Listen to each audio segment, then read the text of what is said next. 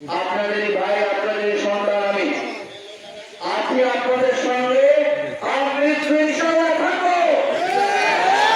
ভয় পাবেন না, আছি আমি আপনাদের সাথে।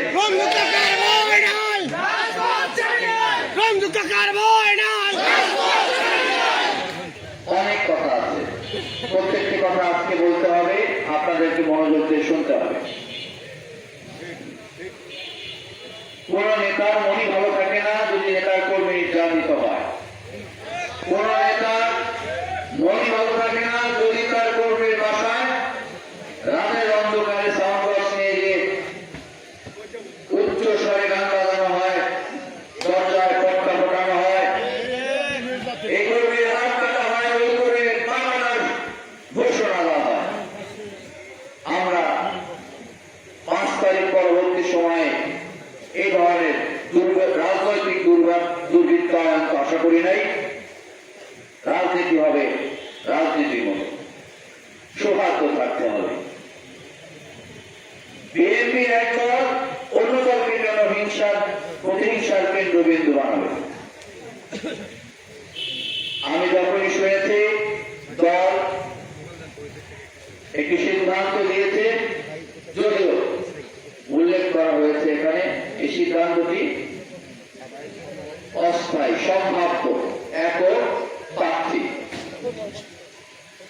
ওই দিনে কিন্তু আমি কর্মীদের জানিয়েছি, আপনারা কোন রকম মিছিল মিটিং করবেন না, আপনারা কোন গন্ডগোল করবেন না। দলের সিদ্ধান্ত চূড়ান্ত সিদ্ধান্ত।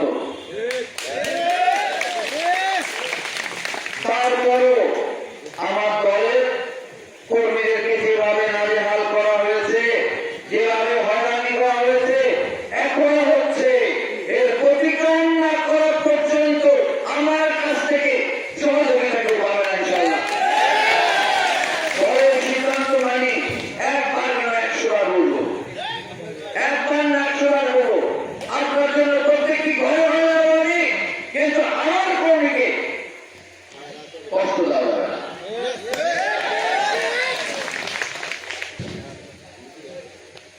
বিভিন্ন জায়গায় বিভিন্ন রকম ঘটনা ঘটছে।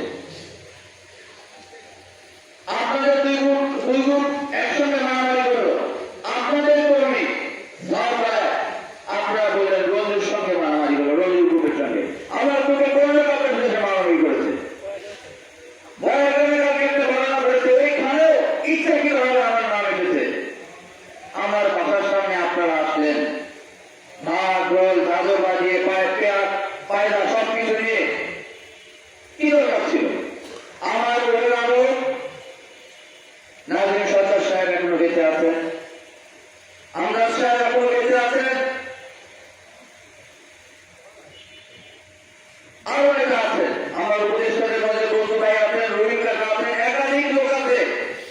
দেখে তো একবার কথা বলতে পারতেন যে ভাই আমরা আসতে চাই, আমরা কথা বলতে চাই, ডায়লগ শুরু করতে চাই, কিংবা ভাবিদার সাথে কথা বলতে চাই, একটু সময়, কোন সময় আমরা আসবো? সকালবেলা পাঠালেন, তার সঙ্গে কথা না, বড় সাথে কথা না, বাড়ি কেয়ারটেকারের সাথে কথা বলে চলে গেল। কেয়ারটেকার কি বললো?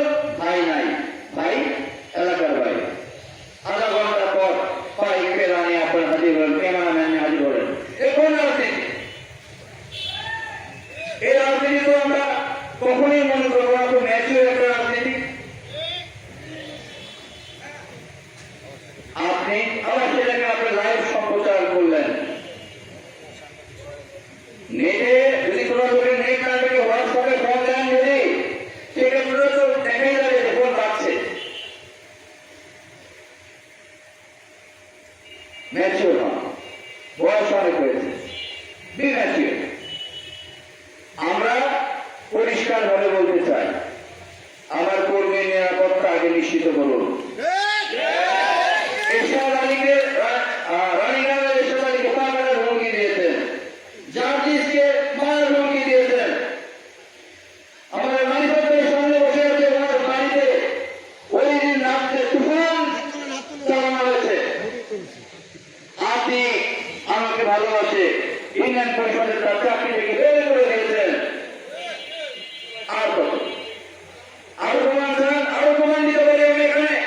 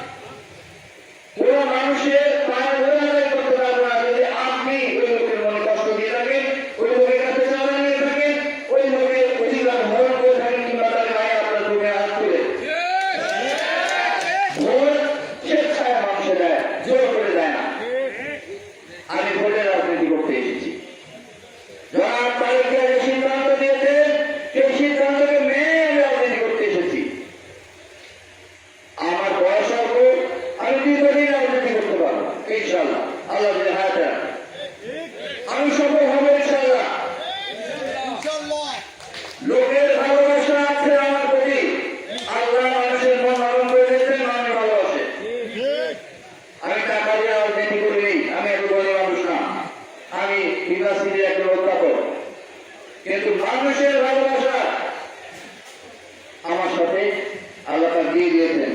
এই জন্য দেখেন এত বিরোধ, একে মানা করা হয়েছে, ওর পা মানা